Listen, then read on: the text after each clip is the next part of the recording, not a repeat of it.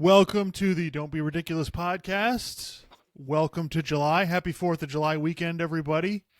It is Sunday night, little after 7 p.m. Eastern time, and we are in the thick of NBA free agency.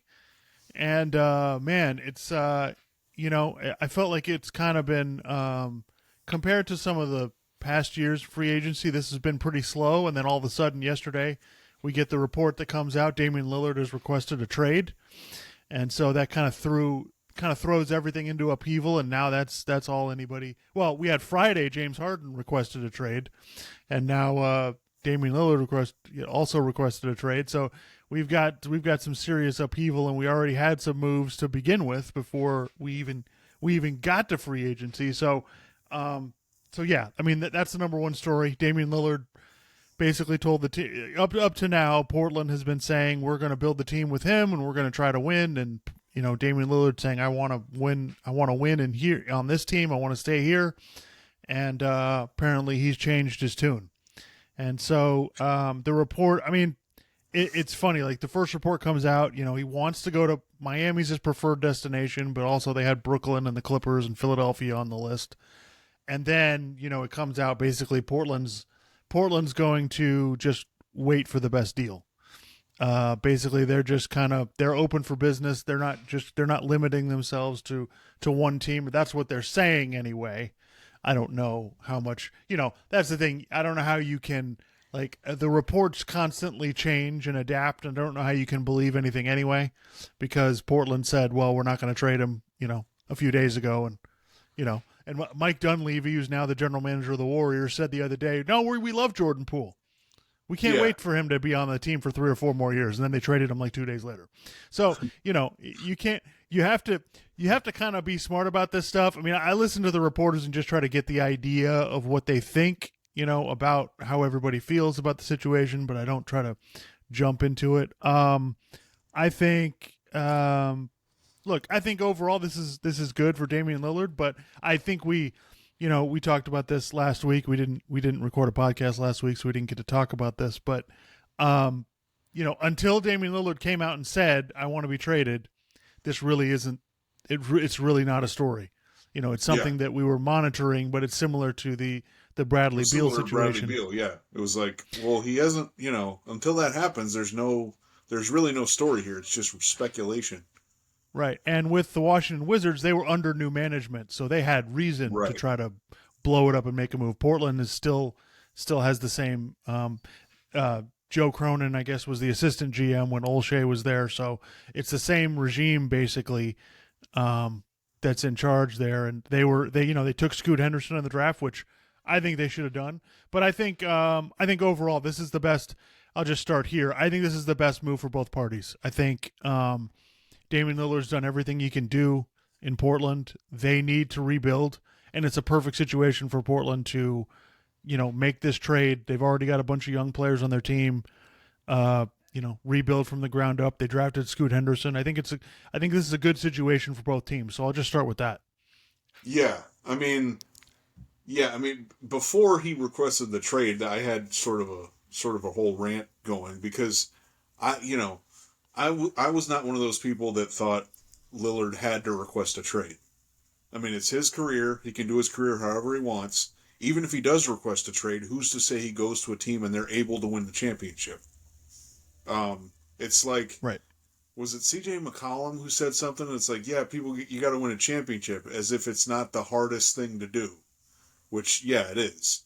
And especially if Lillard, wherever he goes, he's going to be one of the top 2 players on the team. And it's very difficult to win a championship if one of the top 2 players on your team is a smaller player. Because throughout NBA history, there's only really been 2 guys who have done it. Chris Paul hasn't been able to do it. He got close. He got up 2-0 in the finals and couldn't pull it off. So I'm not one of the, he can do his career however he wants. I feel like the same people who are saying Lillard needs to leave are the same people who said, well, LeBron never should have left Cleveland. So to me, that's just, that becomes absolutely ridiculous. It's like you're talking out of both sides of your mouth. he requested a trade. Hey, that's up to him. He can do that. Great. I don't have a problem with it. And we get so obsessed with rings culture and just, winning championships. And it's like so many things go into that it's very difficult for me to just rip a guy for not winning a bunch of rings. Like, for instance, I can rip LeBron for losing to Dallas in 2011. They were the better team. They should have won that series. But outside of that, it's like the other times he lost, usually the other team was better. So I don't, why am I supposed to, some players just don't get a bunch of chances in the finals. And it has nothing to do with them. It just has to do with the talent that's around them, or injuries, or any number of other factors that are out of one player's control. So, that's basically the rant that I had. He again, he can do what he wants, and he's requesting a trade. That's great, and he's still, regardless of what happens, if he wins a championship or not, he's one of the top 75 players in NBA history. He's had a bunch of great moments in the playoffs. He's regarded as one of the best players in the league, and it's been that way for several years. He's one of the best small point guards in the history of the league, really. You think about it, like you probably have a few people in front of him. Also, one of the best shooters ever. Yeah, exactly. So just his legacy is fine, Now, does it go up another level if he wins rings? Well, yeah, of course. But that's not, again, I'm not going to look at things that way. He's still a great, like if Chris Paul never wins a ring, he's still one of the best players I've ever seen. He's one of the best small point guards we've ever seen. So I really don't want to get, and people are like, oh, well, Steph Curry's got rings and Chris Paul doesn't. Well, Steph Curry, he was in like a perfect situation, and then they also got Kevin Durant for a few years, and they were able to win last year. Steph Curry was, really instrumental in that, but they also had Andrew Wiggins, and they, things worked out in their favor. So, it's just hard for me to criticize a guy for not winning a ring when so many things go into that. And again, he requested a trade. Great. He didn't have to. I would have been fine if he didn't. Yeah, I agree with you. I agree that the players should do what they want to do with their career. And I think that the way that, and I think it's a credit to both guys. I think the way that Bradley Beal and Damian Lillard have handled themselves is a whole lot better than some of the other guys that we're going to talk about in a few minutes, where we've got Kyrie Irving and James Harden who are just requesting trades left and right and choosing to not play because they don't feel like it. And so, right. I think the criticism for Damian Lillard should be really muted because the guy has done it the right way. And yeah, you know what? They're not. Was on. What did they have? Was it I don't remember what the show is on ESPN. But NBA Today. After probably. the Lillard trade, he was on and he was criticizing Lillard like he's wasted years of his career, and it's like, oh, stop. He's like, he should have requested out of there years ago. It's like, stop. Okay, that's over the top. That's ridiculous. Yeah, I don't think there's anything. I don't think there's anything wrong with it, and I like the fact that the way that they've handled themselves. They let the team do their thing, and then when it came down to it, they're like, okay, And Bradley Beal was more the team's decision than his decision. Right. That was more. So I feel like the only thing I would say about Damian Lillard is he keeps talking about it. Now, part of it is people keep asking him, but the other part of it is that he's talked about this a lot the last 2 or 3 years, and that has kind of increased the interest and made this a bigger deal than it probably would have been had he not said anything. But that's a minor right. detail. So, in breaking down, well, first of all, I have a kind of an overarching theme for all these, the guys that are trying to be traded and for just NBA roster construction in 2023. This is the most talented the NBA has ever been by a pretty wide margin. You go back 10 years, the league is significantly more talented than it was 5 years ago, 10 years ago, whatever you want to do. And so I was texting you this, like, I don't remember the NBA being to the point it is now where there's not enough spots for everybody. Like there legitimately is not enough spots for all of these guys to get traded for other stuff. Like teams are running out of ammunition. You look at the trade market for James Harden, the trade market for Damian Lillard, like there isn't like an amazing deal out there because there's a lot of teams that are already established that can't really, that, you know, I don't want to say they're locked in, but they don't have the same flexibility to be able to do anything. And then the handful of teams that can actually make the move, the trades aren't great. Like, they're not blockbuster, you know, kind of deals. So my overarching theme about all of these guys is just the league is just really, really talented. It's really hard to work all this stuff out and make deals. So when you talk about Damian Lillard as far as the trade market goes, like, yeah, he wants to go to Miami. Miami's going to be on the table because I think he wants to go there, but Miami's not going to have the best package. Yeah. Now it's not bad, you know, it's not a bad package of stuff that they can offer. Involved, maybe they can make it better. Right, and that's the thing. Challenge. Like, people bring that up, and it's like, yeah, but that's really difficult to organize that. So right, so you know, if you're under the, like, my assumption is on this that I think this is going to take a little while. I mean, if you look at it, we've got 3 months before this needs to be really done, before like training camp. So I think Portland's going to take their time and try to work through all this. So if you want to get complicated and bring in other people, I think you're going to have the opportunity to do it. But yeah, for Miami, it's going to be hard. They're probably going to have to bring in a third team to take Tyler Hero and then try to work something out from there. And, Philadelphia and the Clippers can offer, and Brooklyn can offer better packages as far as Portland goes. I don't know. So I think that Damian Lillard said he likes Brooklyn. So, you know, that's, as Miami Heat fans, if you're thinking about it, it's like, well, that's a possibility right there. So, yeah, it's a possibility. And the Clippers have a lot of stuff they can offer. They have the right size contracts to try to aggregate stuff together to get him. If Philadelphia really, like, I think Philadelphia's a really interesting team because they're going to trade James Harden. So can they do some kind of deal where they incorporate, you know, James Harden wherever they're trading him into it to try to get Lillard? I don't know, but I think that as a Heat fan, I would say Miami has as good a chance as anybody. They have a good shot. They're not going to be able, you know, just from what they have on their roster, they can't offer the best package, but maybe they can work something out. They dumped Oladipo to get a trade exception. They made a sign and trade with Max Strus to get more of a trade. So they have like almost $20 million in trade exception that they can use. So they can take on, like, that's the most interesting thing about this is forget just getting Lillard. As far as the Heat go, they can expand this trade out and take on more stuff if they want.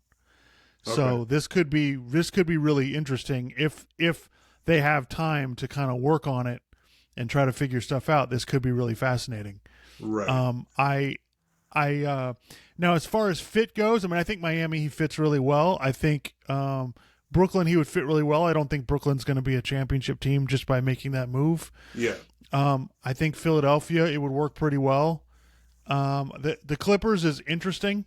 I think it would be. The Clippers have already signed Russell Westbrook, so it would be kind of interesting to see how that's going to work with Kawhi, Paul George, Russell Westbrook, and you might have Lillard, so that might be complicated. But they're also talking about James Harden too. So, yeah. Oh wait, so yeah, that's right. Yeah, because I put it out there. I was like, this week, I was like, please, Clippers, get James Harden and keep Russell Westbrook. Well, they kept Russell Westbrook, so then you can have those 4 people on the same team. And, you know, moving on to James Harden, apparently James Harden wants to go to he's requested talking to them about the Clippers. Like, that's his preferred destination. Right. So I just find it, and, you know, from the standpoint of let James Harden be kind of like the point guard, I don't totally disagree with it, but the problem for me is I don't know how you can play James Harden and Westbrook together. Yeah. Like, I'm not sure how that's going to work. So, and then you'd be trading Westbrook like $4 million a year. Right. He's making nothing. So he could be just coming off the bench. It's not that big a deal, right. but the Clippers are also going to trade all of their, you know, three or 4 of their role players to get trade to work. So I'm not sure. I'm not sure about that. Like, I feel like that just brings in more questions. Right. Like, I feel like the Lillard trading for Lillard is a little more seamless for the Clippers, but so yeah, I mean, look, I think it all depends on what Damian Lillard's going to stick to. Is he going to stick to, I want to go to Miami, and that's it? Like, it's how forceful is he going to be about that? That's what this whole thing comes down to for me. Because if that's what he does, Miami can figure out a way to get him. Right. It just depends on how forceful are they going to be, and how much is Portland going to be like, we want the best deal, we really don't care. I don't know where that, is it I want to go to Miami and that's it, or is it, oh no, I'll go to these 3 or 4 teams. If you work out one of these teams, I'll do it. And like I said earlier, like, the NBA is so talented, and these teams are already had to fill out their rosters. There's just not that many teams that can actually get into it, that can actually get involved in it. So it becomes difficult. Yeah, watch. I do want to. I'm not saying that this is going to happen, but I would not be surprised if it happens. Okay, it may come out that Portland wants Bam Adebayo, and Miami's not giving him up. Okay, right. So, okay, if that comes out, there may be some talking heads, namely like Colin Cowherd, maybe some other people, who will say, well, I don't understand. Just put Bam in the trade package. You got to get Damian Lillard. As totally ignoring how important he is on defense and just what he does on, I'm telling you that, I just putting that out there. That might happen, but we'll see. Well, I mean, that was already out there before free agency started, that Portland was interested. They wanted to trade but that was different. They wanted to trade for Bam while keeping Dame. So that was a little different situation. Right. But yeah, I think that's that. If Miami doesn't get him, they're going to get criticized, because it's going to be like, why didn't you just do this and this and this? And so, but I will say, if you're Miami, it's a good position to be in. He wants to go there, and you've got options. You can figure out a way to make a deal pretty attractive. So I think it's a good position to be in. Obviously, listen, as a Heat fan, I'd love to see him on the Heat. If he's not on the Heat, I think the Philly thing is really interesting. Especially, I can't imagine they're going to be able to keep Maxey if they do that. Right. But I think that would be a really interesting move, as far as that goes. But that being said, so let's move on to James Harden. At this point, it's just kind of, to me, it's kind of comical to me. James Harden, you opt in and then you request a trade. It's like, first of all, you don't have a gigantic market. Number one, in order for, you're going to be making $35 million this year. It's hard to make a trade to get to $35 million. It's hard to just, we're just going to trade it. And you're not going to get a whole lot because it's 1 year. You know what I mean? Nobody's going to, the package you're going to get, because Damian Lillard has 4 or 5 years left on his deal, you're going to get, significant amounts for him because he's under contract. James Harden is not going to generate, that kind of stuff. So it's a tough spot for Philadelphia to be in. So I wonder, I kind of see it as maybe Daryl Morey just kind of waits, sits this out and waits for the best deal when the smoke clears, and kind of sees what happens. Because I just don't this is the third time James Harden's requested a trade. It's not a good look for his legacy, number one, and number two, I just don't. I feel like it's going to be hard for Philly to get a significant return. But if they get, put out there, if they get Norman Powell and Terrence Mann from the Clippers for him, that's pretty good. Yeah, I've maintained that, when they got him before the season started, I was like, after the season they should just let him walk and build the best team you can, with the guys you have. I don't feel like James Harden is additive at this point.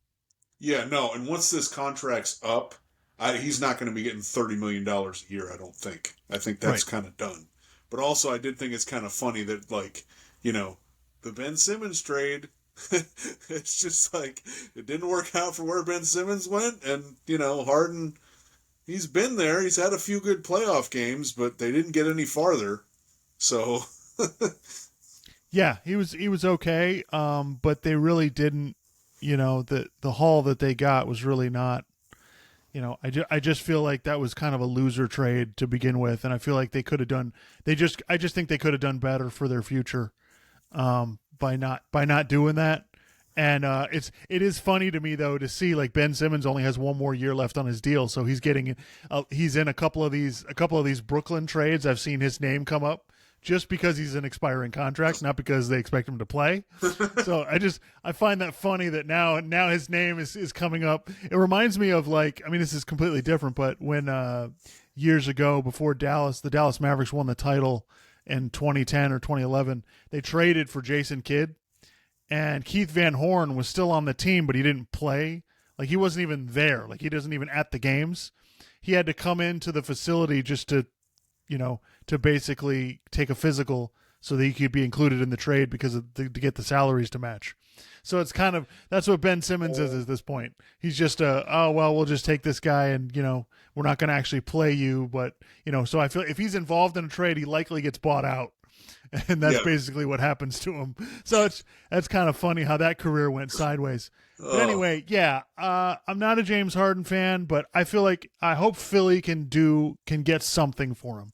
I don't feel like it's going to be a great haul, but if they can just get something to help their team, I feel like that would be a win. But it's like, like we're going to look back and it's like you did that Simmons trade, and if they don't get much for Harden, it's like, what did you get? Like everybody praised Daryl Morey at the time. Well, you did a good job getting James Harden for Ben Simmons because Ben Simmons can't play anymore. Like, I get it from that standpoint. Yes, I understand. But at the end of the day, you might end up it might be a complete wash. Yeah. So, and also I don't really think James Harden's going to be affecting winning that much in the playoffs wherever he goes. I don't think it's that big of a, he's not, I mean, first of all, he's never really been that guy. And also, he's not the player that he used to be a few years ago. So. And he didn't even get an offer from Houston. Like, he opted into this deal because he didn't get an offer, from anybody else. So it's kind of like, man, this is the end of the, that's kind of the end of the road. Yeah, exactly. So, you and I have talked about this, and I think this is, the Chris Paul being traded to the Warriors. This has generated wide difference of opinion. Like, this is quite a polarizing move at how, and I'll just say from the outset, I mean, I saw it. I didn't understand it at the time. I let it set in. I still don't understand it. I think people are, I'll take both sides of it. Like, if you're for it, like, you're telling me, well, he's a smart player. They'll figure out the best way to use him. And okay, like, I get that. Like, anybody saying, well, the Warriors used to hate Chris Paul. How are they going to get along with him now? I'm not worried about that. They'll figure out how to play together. Sure. But we're talking about winning the championship. And I just want to, like, that's the standard we're talking about on this podcast, guys. Like, when we talk about teams, we talk about players, that's what we're talking about. Are we going to win? Are they winning players? Are we going to win the title? And if you're trying to win the title, I don't understand this move. If you're against it, which is basically what I am. I'm saying, okay, they're still small. They just got older and slower. And Chris Paul is not a dynamic scorer, especially at this point of his career. So you now have nobody off the bench who can come in and just score. So I'm not, so that's why I don't understand it from I'm going to win the championship perspective. I've heard the argument, well, they'll make another move. And I'd like to know what that move is, because I don't see it. They don't really have a whole lot they can trade. Like, you want to trade Jonathan Kuminga, okay, fine, but he's a young player who's completely unproven. I'm not sure what value you're getting. Who do you think you're going to get that's actually going to make your team and play in your rotation? And I don't see them trade. They re-signed Draymond Green, which I kind of expected. I don't see them trading Klay to anybody. I don't see Klay Thompson generating a lot of value, especially the way he played in the playoffs last year. So, yeah, I'm lost on this move. Like, if you're going to tell me, all right, fine, like, and the idea that, oh, well, he'll come off the bench and you'll be better in the minutes where Curry doesn't play. You traded for Chris Paul to come off the bench? Like, that's why you did that? I find the whole thing curious. I don't get it. I don't see how this works. I don't think the team is any better. As a matter of fact, like, I'm pretty sure they're worse. Now, if you want to make the argument that well they'll have Wiggins for the whole year and they have Gary Payton, okay, like you want to tell me well they'll be better than a 6 seed. All right, I guess I can't really argue with that, but I mean just looking at what's happened the past couple of days, Clark, the West is loaded. Like now listen. That being said, Denver's the favorite; they're the clear favorite. Like I'm not saying anybody can win the title, but what I'm saying is the Western Conference is really deep. This is not going to be. It's not going to be like you can't. Everybody's penciling all these teams in for a top 4 or 5 seed. It's not going to be easy in the Western Conference. So I don't get this trade. You know what do you think? So basically, at the end of the day, I think this trade was literally just we have to get rid of Jordan Poole because the thing with him and Draymond Green ruined the season, and we can't have Jordan Poole here. We need Draymond. We can't have Jordan Poole. Let's get him out of here. We need to get out of his contract too because his contract looks bad, and so basically, let's get rid of him and let's just get something for him. If you're asking me, I think that's the reason for this trade. All this other stuff about how is it going to fit together and he's a smart player, no, it doesn't matter. That move did not make them a championship team. Like you said, it didn't make them any better. It probably made them worse. I think they literally just had to get Jordan Poole out of there. But, again, I said this the year they won the championship. I said I think their window was that year and then the next year. And that's it. I don't see a move they're going to make that's going to make them substantially better. Klay Thompson's not going to get better. If anything, he's going to plateau or get worse, you know. And I just don't see. And again, Wiggins is in his prime. That's fine. You know, Gary Payton can still give you something, but I just don't see a move out there they can make that's going to make them substantially better, you know. And so.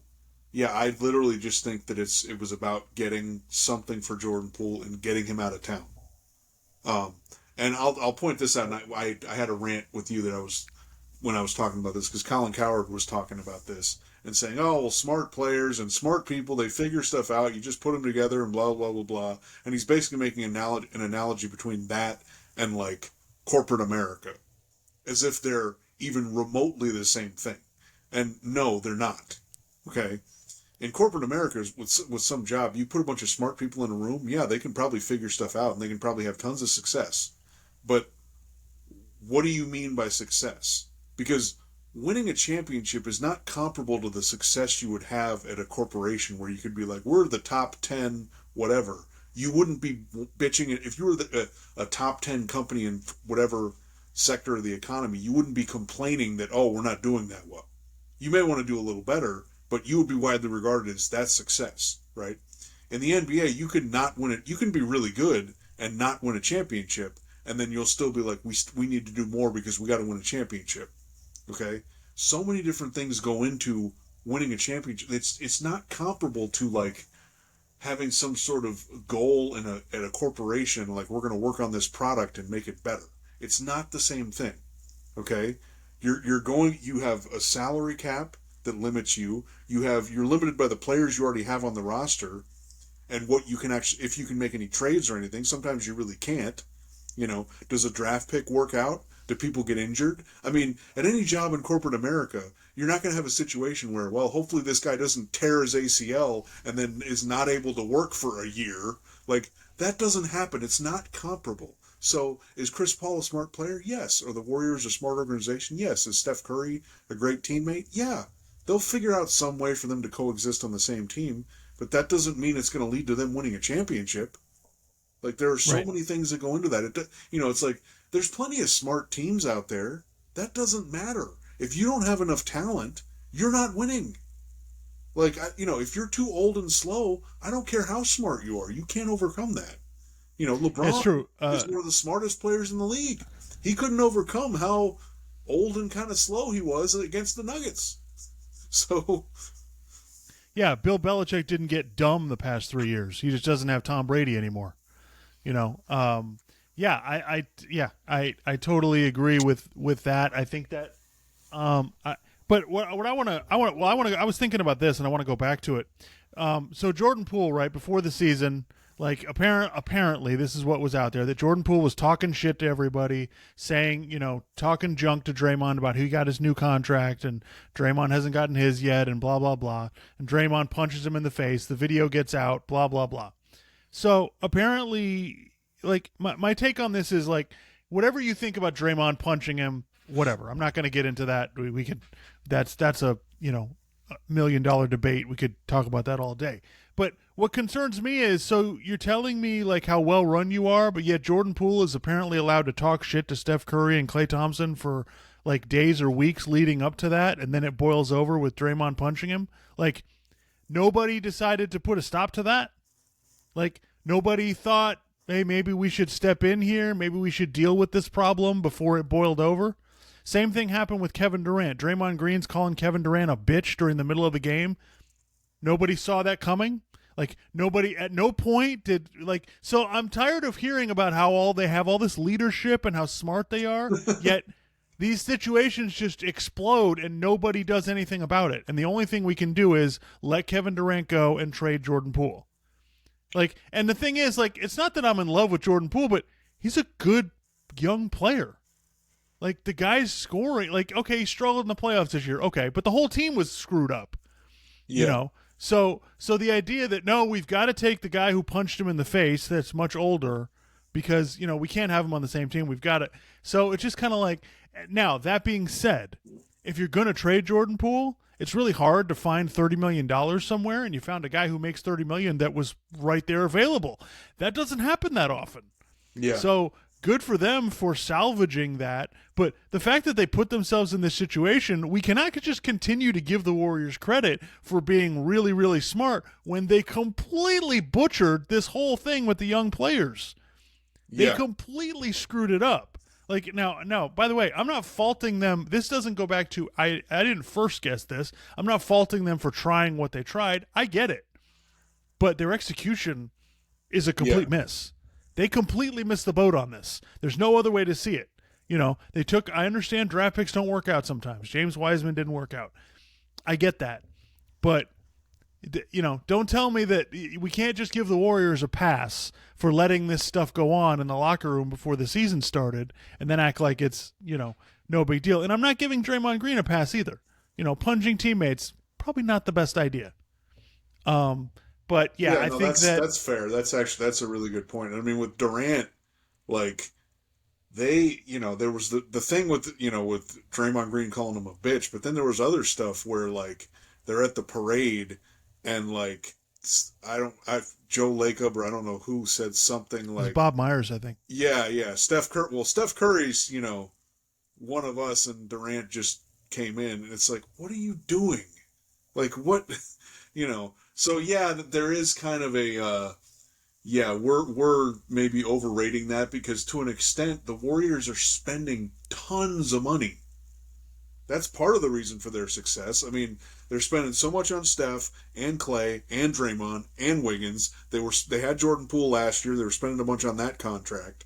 So, I mean, you can criticize, kind of the strategy that they had with the young players. Maybe they should have done things a little bit differently. They still have 4 championships. So, at the end of the day, I can't criticize them too much, but there is kind of a, I mean, look, like I said, I thought their championship window ended basically at the end of this season. I don't see them winning anymore. I don't see them move. They have to make significant moves. And if you're not going to, first of all, you're not going to get much for Klay Thompson, but if you're not going to move him, I don't know what your move is.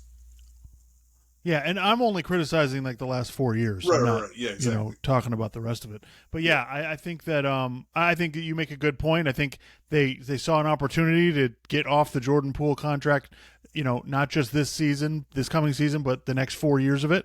And I think that, they saw an opportunity there, and I think they decided to take it.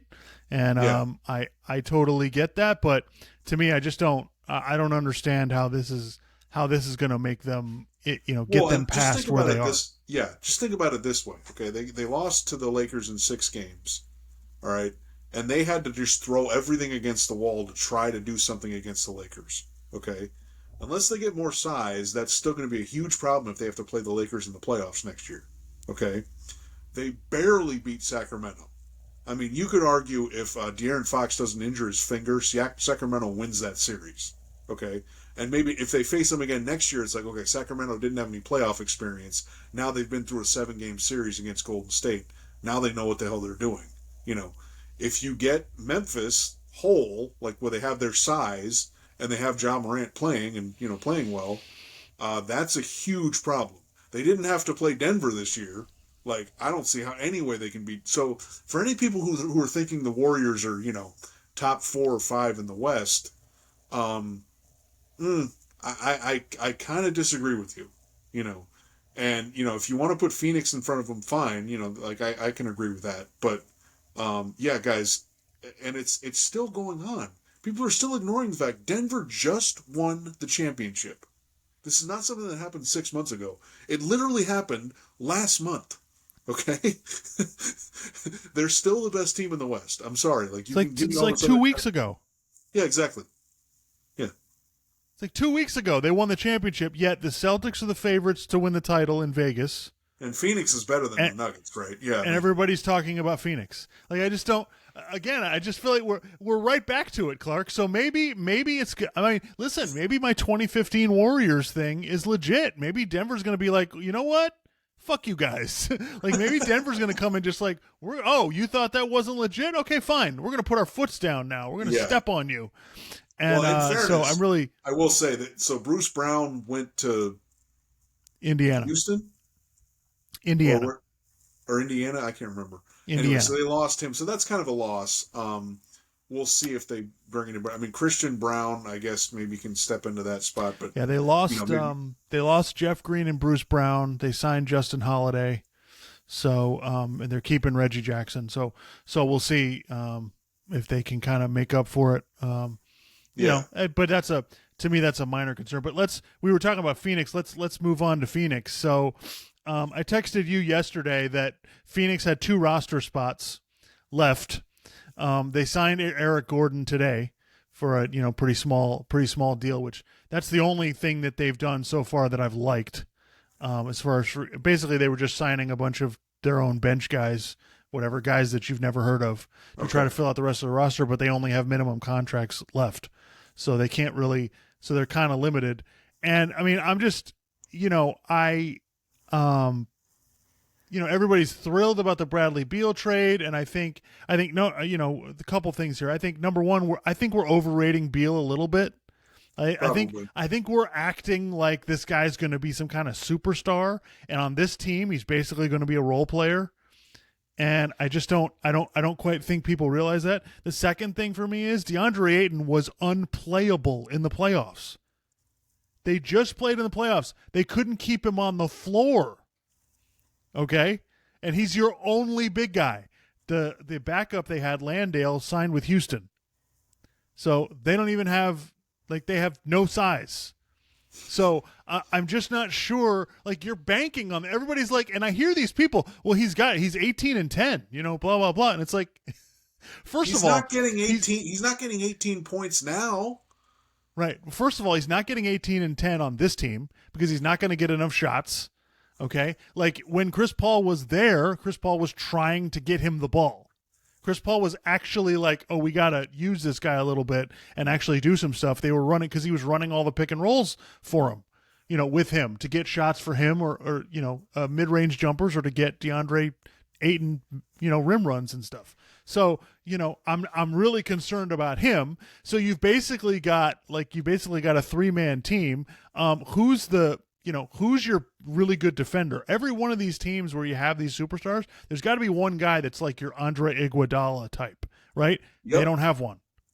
So who's guarding people? Like they signed Eric Gordon. That's nice. I think that's a nice pickup. But again, smaller guard, right?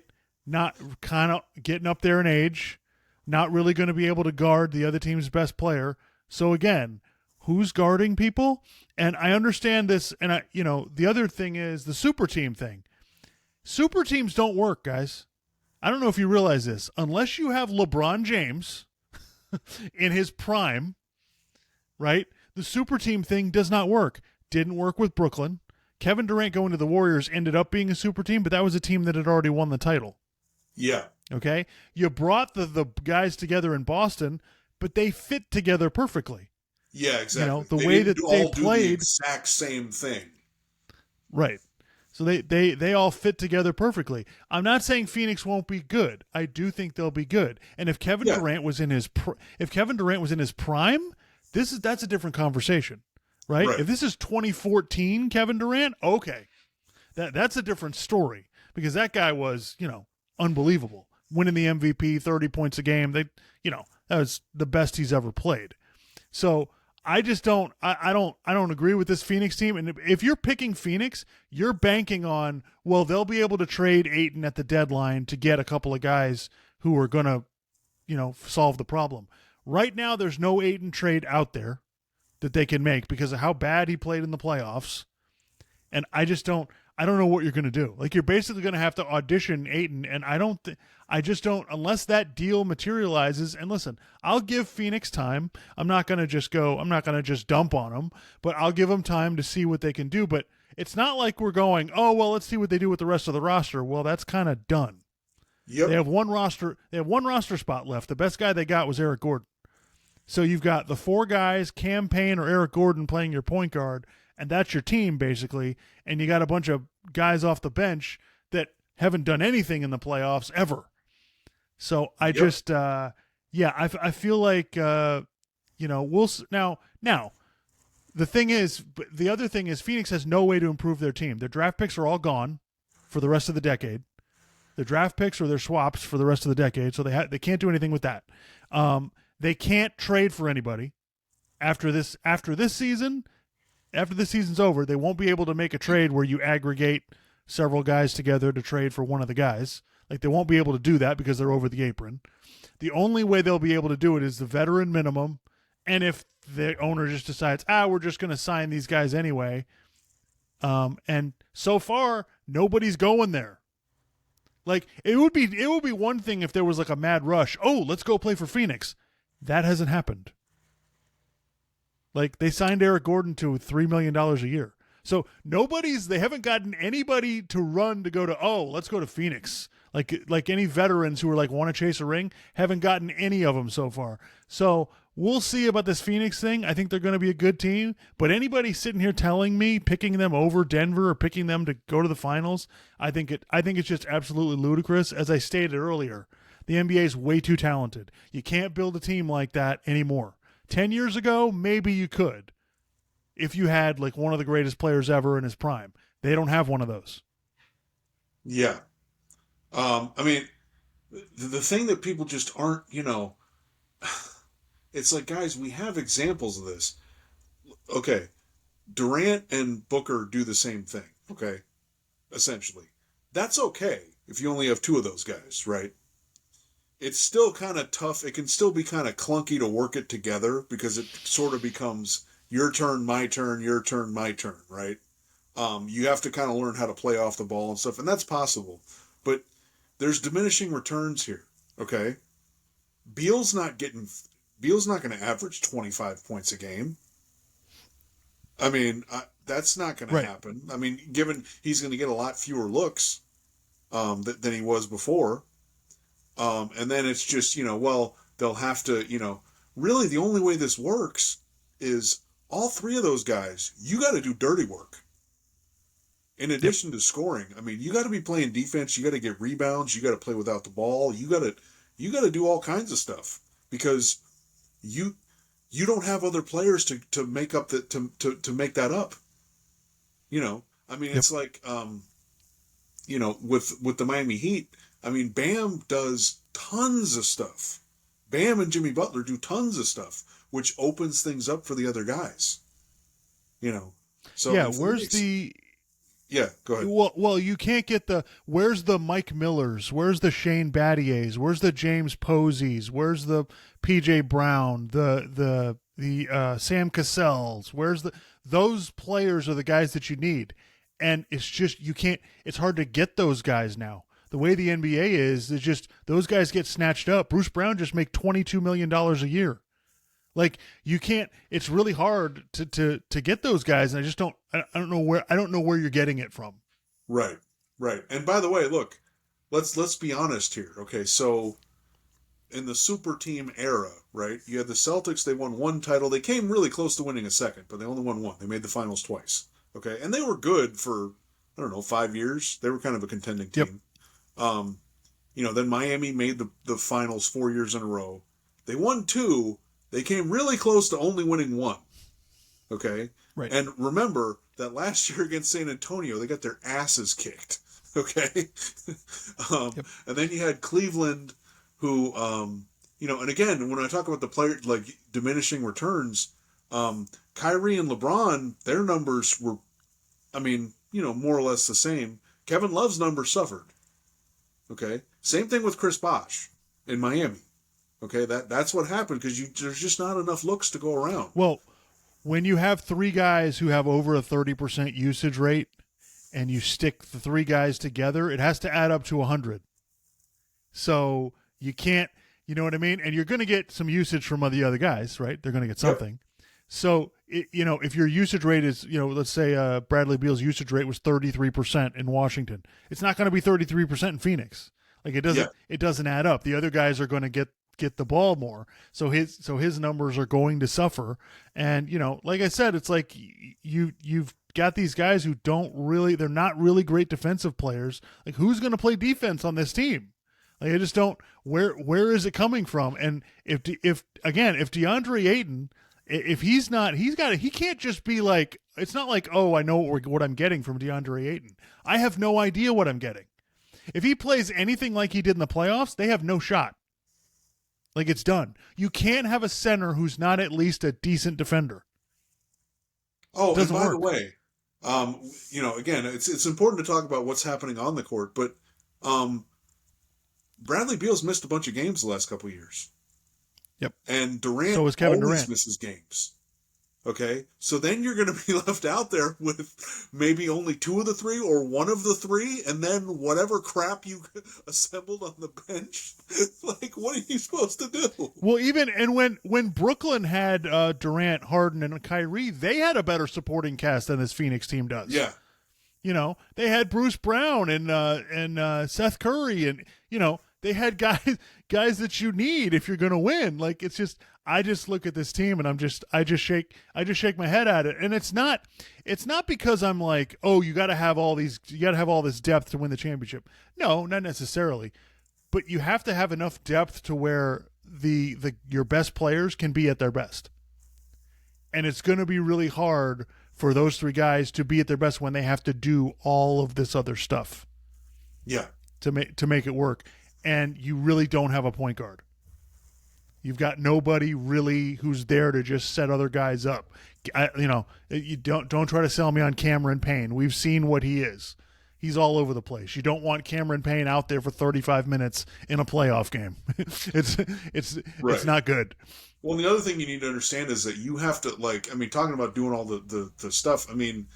LeBron and Wade and Bosh, they all had to kind of adapt to a certain extent. It became LeBron's team, and he did tons of stuff. But Chris Bosh, you got to learn how to shoot threes, and you got to play center at different times, And Wade, you're going to get fewer looks, And you guys, Wade and LeBron, you got to learn how to play off the ball, That, and they had to do all that to make it work. And remember, they made the finals 4 times, and they won 2, but they came within a shot of only winning 1. Okay, so I think the idea that it's just like, oh, well, they'll just figure it out and they'll just win right now. It's like, okay, that's really difficult. I don't see how they're going to be able to, get through 3 series in the Western Conference playoffs against some of these other teams. I think the Western Conference is too talented. The league is too talented. You can't do it this way. Now, I don't fault Phoenix for making the Bradley Beal trade. Like I think you do it. Absolutely. I think you do it and you try to figure it out. And they have 3 years to figure this out. It's not the end of the world, but I don't think this roster is constructed, and I don't think there's going to be a DeAndre Ayton trade out there that's going to just put them over the top. I think this is going to be really difficult. So, but yeah, the disrespect for the Denver Nuggets continues, and and like you texted me, yeah, that's fine. Go ahead, keep disrespecting him. That's good. It's good fuel for them. It'll just motivate them. They'll complain about not getting respect. The media will try to act like they're giving them respect, even though they're not. And Yeah. this will be really interesting. The other free agent stuff. I mean, I wanted to talk. I mean, Dallas re-signed Kyrie Irving. Um, you know, I look. It's one of those things. It's not the worst deal ever. They didn't have No, to the give him the deal full itself isn't four. that bad. It's 2 years and a player option, so it's not the end of the world. And I think Dallas had backed themselves into a corner, so they're kind of stuck with it. And I still think Kyrie Irving will have some trade value if it comes to that. But it's not really what they needed for their team. And I think the danger to me for Dallas is they basically have one more bullet left in the gun. They have Tim Hardaway's contract and whatever they can put around that to try to make a trade. And that's basically all they got left. So Dallas has got to tread very, very carefully. Like they're right on the fine line. If they screw up whatever their next move is, during the season or before the trade deadline, if it doesn't work out, that may be it, and Luka may be walking to another team. Yeah. So I understand. I understand they put themselves in that situation, but interesting to watch. Kyrie Irving was on his best behavior last year because he wanted his contract. You got his What's going to contract. happen now? What's going to happen now?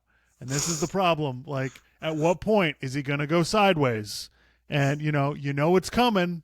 And so I think Dallas. I liked the Porzingis trade. I liked the trade that they did to try to get out of it. I did not like what they did after that.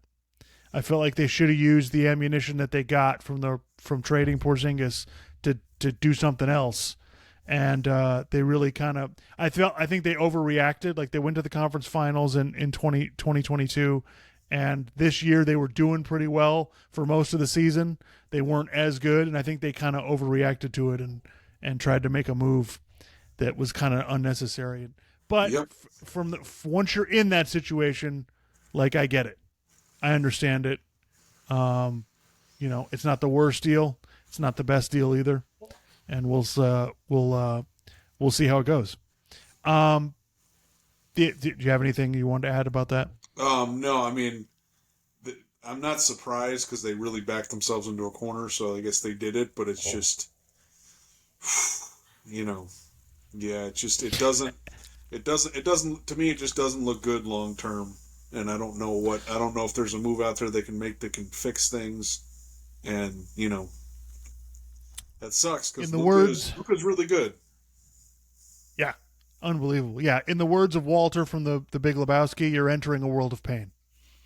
So Yeah. we'll see what happens with that, and what are the repercussions if it doesn't work out with Kyrie? Does Luka say, "Well, you guys are retarded, and I'm out of here"? But they got two. But the good thing is they got 2 years.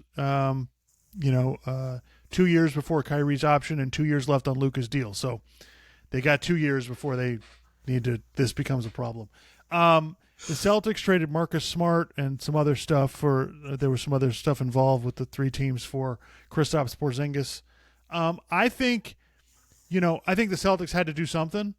Obviously, if as a Celtics fan, you would have rather traded Brogdon for Porzingis instead of Smart, but I don't think losing Smart is the end of the world. And people complaining, well, they should have kept Marcus Smart. Well, Boston's defense still sucked even with Marcus Smart. So I'm not sure that Marcus Smart was making the difference. So I think this is good. I think it gives him more flexibility, gives him a 5-man who can shoot and guard the rim a little bit. So I think this is a good move. So Yeah. I think it's worth a shot. I like Porzingis. Like, we'll see if he's able to stay healthy. And then they signed him to an extension. So they got him for this year and 2 more. So I think that's 2 years, $60 million, I think, added on to his deal. So that's not bad. If you're going to re-sign the guy, at least they didn't have to give him the full 4. And so I think it's pretty legit. Yeah. Yeah, I guess they needed to do something. We'll see. I mean, with them, it's some of it's the roster and some of it's just the way they play. They're not playing the right way in these playoff games, and so some of that maybe they get more experience and they figure things out. I don't know. I mean, maybe we're again Tatum and Brown, Jaylen Brown. They're probably not finished products yet because it's still pretty early in their careers. Even though I know that's like, well, they've been in the league like 5 years now. It's like, yeah, but um, so yeah, maybe they continue to get better, and maybe that's kind of the solution. Maybe it reaches a point where we go, are we expecting too much from them? Or are they kind of at their ceiling? I don't know. I think that's still an unknown because they are pretty young. So Yeah, I think it's worth a shot. This all could blow up in their face because they're keeping Missoula, and I have no idea, right, if this guy's gonna get better. And so I think the vibe I'm getting from Celtics fans is they're really uneasy about this. Like I think they're okay with it, but they want to see how it goes. And if this doesn't work out, they will be blamed ridiculously for getting rid of Marcus Smart because yeah, the fans all love Marcus Smart. So it's going to be really fascinating. I mean, some other free agent stories. I mean, I really like, as far as teams and what they could do, most of the teams at the top, there's not a whole lot they can do. And we don't know what's going to happen with Damian Lillard. And we don't know what Philadelphia is going to do with James Harden. Are the Clippers going to improve? But as far as the stuff that's been done already, I really like what the Lakers did. Do I think the Lakers are going to win the championship? Do I think they're better than Denver? No. But what the Lakers did was they put themselves in a really good position. They are going to be a difficult team to play. Okay? They re-signed Reeves and Hachimura to really reasonable deals.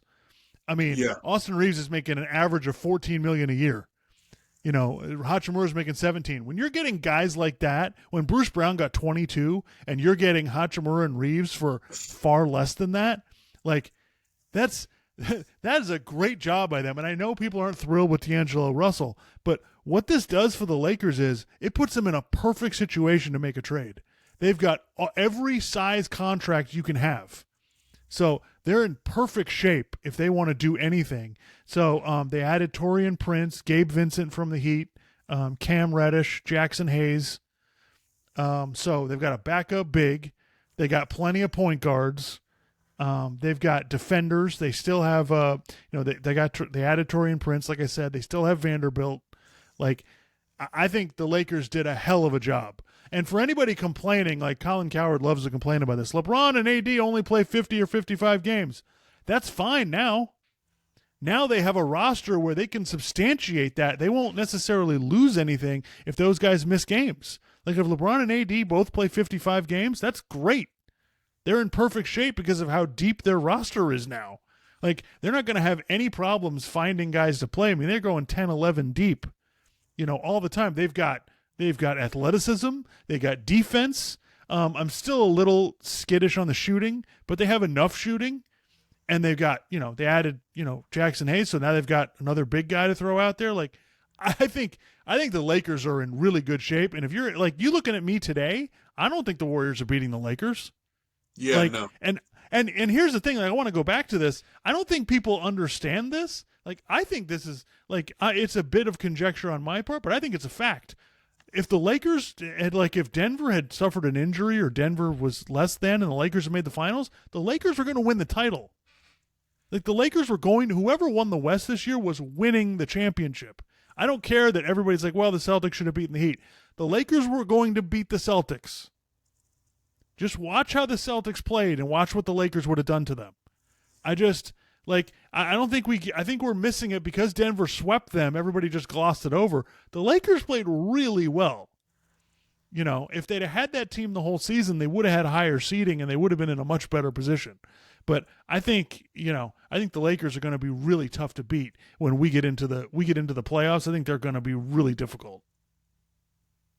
yeah, yeah. I would agree with that. I mean, yeah, I really think it's, if you look at it, I would say it's the Nuggets 1 and the Lakers 2, and then pretty much everybody else. But again, I mean, the Lakers. Look, injuries are a concern with every team. With the Lakers, obviously that's a problem, and then it's basically like how much can you get enough from the other guys so LeBron can pace himself and so he can do stuff late in the fourth quarter and in the playoff games. That's really the issue. I did hear something the other day that was really dumb. Um, okay, so LeBron basically, I think he has a player option next year. I think. Yeah. Or is this, okay. I All right. think he's got one more year that he's definitely on, and then he can decide what he wants to do. Right, exactly. So I turned on ESPN radio in the morning, and it should have been Keyshawn, J. Will, and Max, but ESPN just laid them off a bit, essentially. So there were some people filling in for that spot in the morning, and they were talking about, well, are the Lakers preparing that this is the last year that LeBron's going to be on the team? And I'm like, I mean, okay, but you guys are like, well, because Bronny's, he'll be finished with a year of college. I'm like, you guys are just assuming he's a one and done. Like, I don't think that I've really heard that from people.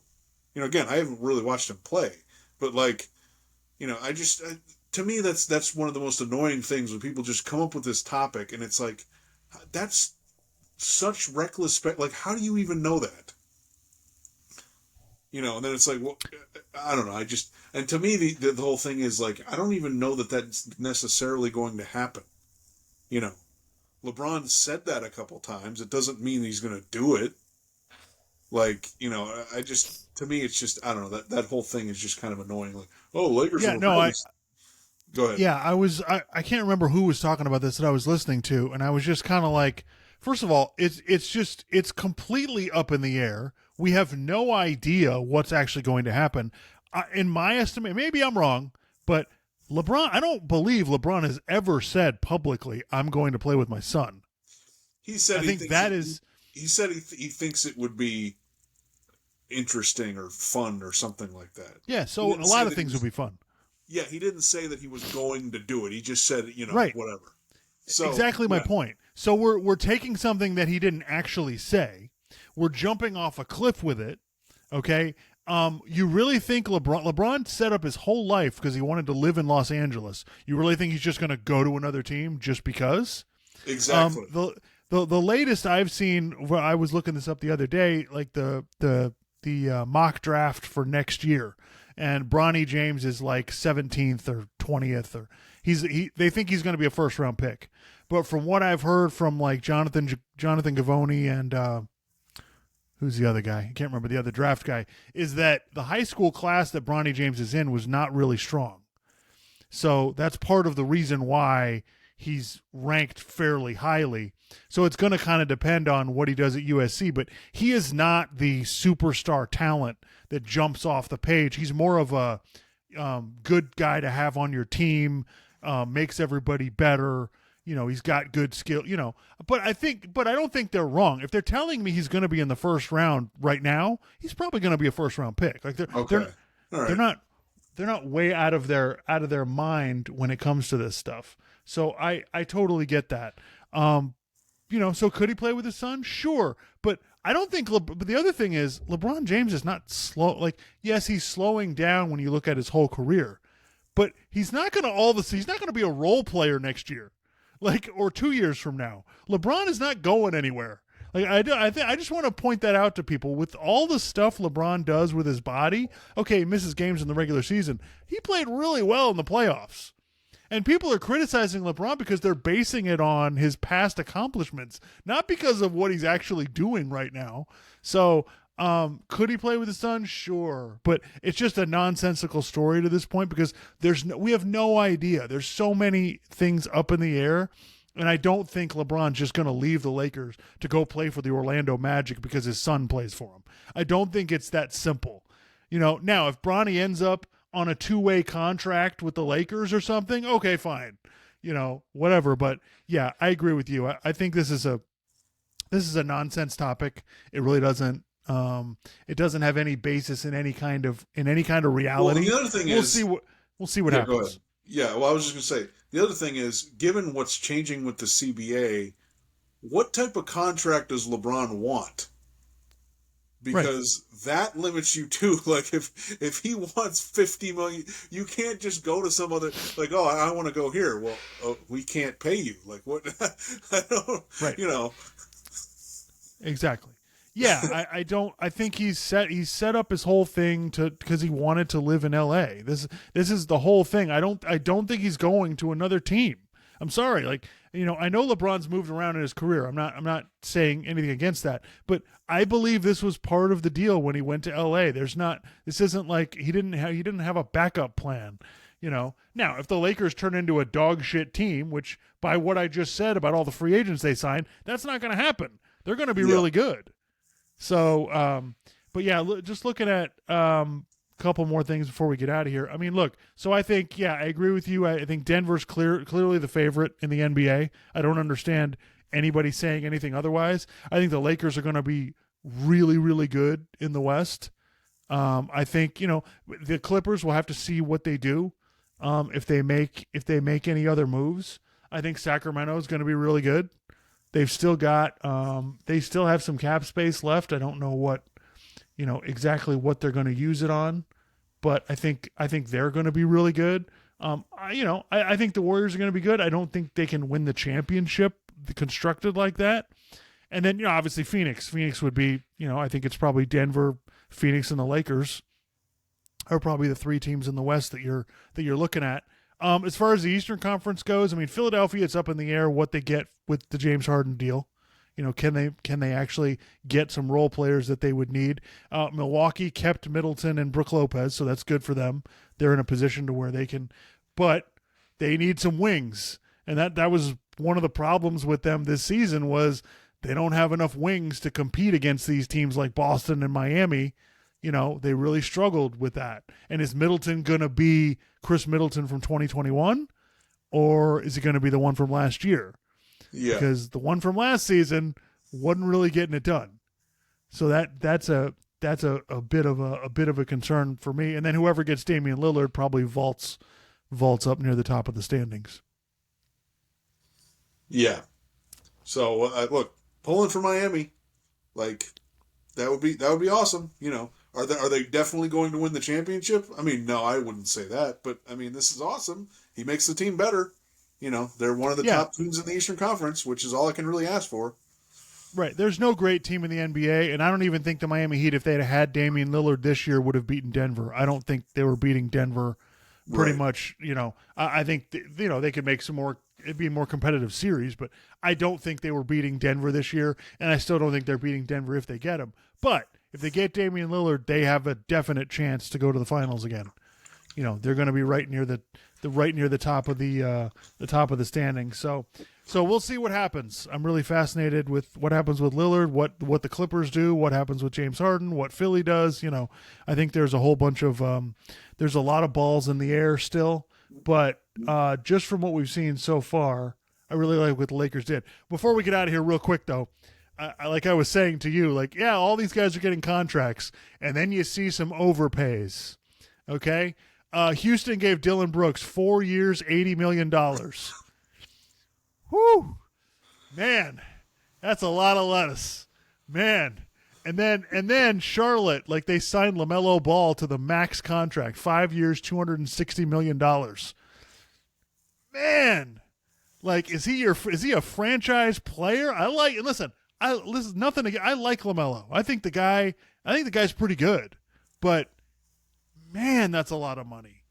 You're signing him to when he's your guy now. You're expecting him to be the man. And they just drafted Brandon Miller. Brandon Miller might end up being better than him.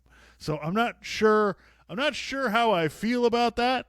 I get Indiana giving Tyrese Halliburton the max. I understand that. Like I like him. I don't think he's maybe not worth that much money, but this is how the NBA works. You pretty much have to sign your best guy to a max contract. But once you do something like that, now for Charlotte, look, Charlotte's not going to get anybody else. It's not like free agents are going to go to Charlotte. So I get it. But I just thought it's interesting. You got to watch in the off season the overpays that happen in free agency. Some of these guys get more money than they probably should. I like Bruce Brown. He's not worth $22 million a year. So I just thought that was interesting. Dylan Brooks, after all the nonsense in the playoffs and how poorly he played, he still gets $80 million. Yeah, that's amazing. But anywho, All right. So yeah, NBA free agency heating up. By the time next weekend, it's the moratorium will be over, and so we'll see what happens. I think the Lillard and Harden trades could drag on a little while. I think this might take some time for everybody to get there, everybody to get everything in order and get it sorted out and try to work out the best deal. So Yeah. anything else?